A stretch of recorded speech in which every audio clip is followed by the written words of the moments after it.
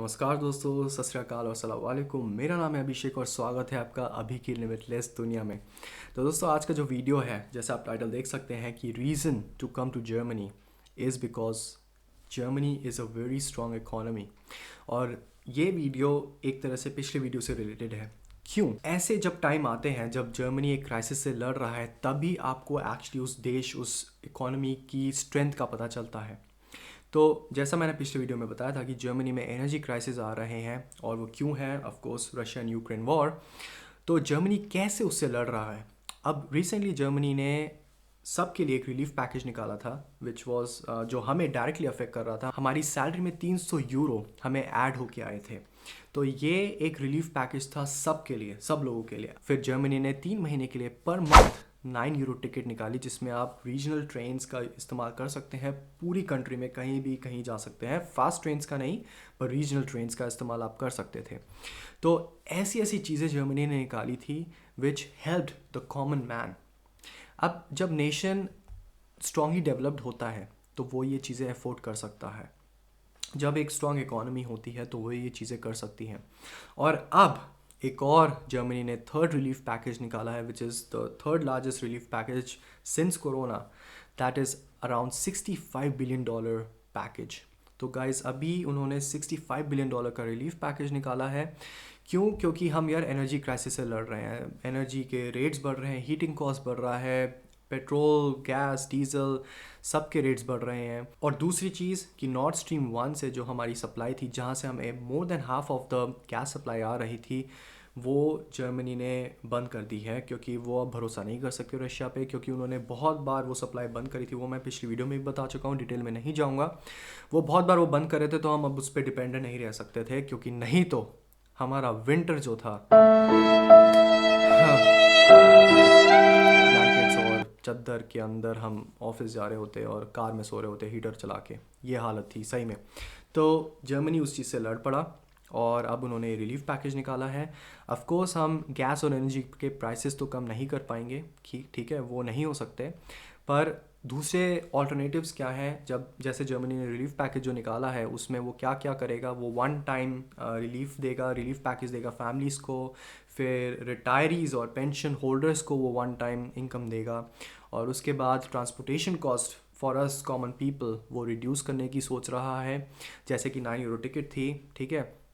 और अब जो एनर्जी इंटेंसिव इंडस्ट्रीज़ हैं, जहाँ पे एनर्जी की रिक्वायरमेंट बहुत ज़्यादा है, जैसे पावर प्लांट्स एंड एट्सेट्रा, वहाँ पे वो ऑफ कोर्स एनर्जी प्राइसेस तो कम नहीं कर पाएंगे, पर उन्होंने एक ऑल्टरनेटिव सजेशन और रिलीफ दिया है कि हम आपको टैक्स रिलीफ देंगे।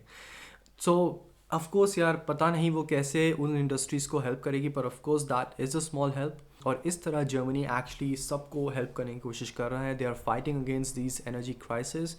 और fingers crossed, hopefully the war ends peacefully और हम इस चीज़ से बाहर आ जाएं।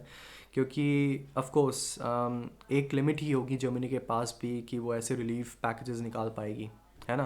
क्योंकि अल्टीमेटली हम जो टैक्स पे कर रहे हैं, उसी से उनका वो ट्रेजरी बनता है। और एक लिमिट के बाद हमारे वो टैक्स तो नहीं बढ़ाएंगे इस टाइम पे। ऑफ कोर्स हम भी स्ट्रगल कर रहे हैं, तो टैक्स बढ़ाना would be a stupid step, है ना। क्योंकि हम ऑलरेडी स्ट्रगल कर रहे हैं और वो हमें रिलीफ दे रहे हैं रिलीफ पैकेजेस के फॉर्म में, तो ऑफ कोर्स टैक्स बढ़ाना is insensible. On the other hand, जब वो छोटे मोटे इंडस्ट्रीज़ को ऑलरेडी टैक्स रिलीफ दे रहे हैं, तो जर्मनी के पास एक लिमिटेड फंड होगा, और उस लिमिट के बाद उनके पास एक ही तरीका होगा, that is to print more money. पर अगर वो पैसा और छापेंगे तो again inflation is also a factor. Inflation कम नहीं आएगा। तो इस वजह से हम बहुत ही एक दुविधा में हैं, और हम बहुत ही एक मुश्किल टाइम से गुजर रहे हैं, यूरोप, जर्मनी। और इस वजह से हमें बहुत ही सावधान रहना पड़ेगा दोस्तों। पैसे सेव कीजिए प्लीज़, प्लीज़ पैसे सेव कीजिए, क्योंकि हो सकता है कि साल के एंड में आपके एनर्जी और हीटिंग कॉस्ट का बिल बहुत बड़ा है, तो वो देने के लिए आपके पास पैसे हों। और ख्याल रखिए अपना। और ये मैं आपको बताना चाहता था कि कैसे जर्मनी, अगर आप आते हैं तो आपको जर्मन स्टेट, जर्मन गवर्नमेंट आपको हेल्प कर रही है अलग अलग तरीक़ों से। और ये एक स्ट्रॉन्ग नेशन की क्वालिटी होती है, ठीक है। तो that is one of the reasons, the only reason which I wanted to cover in this video, और ये मैं आपको बताना चाहता था।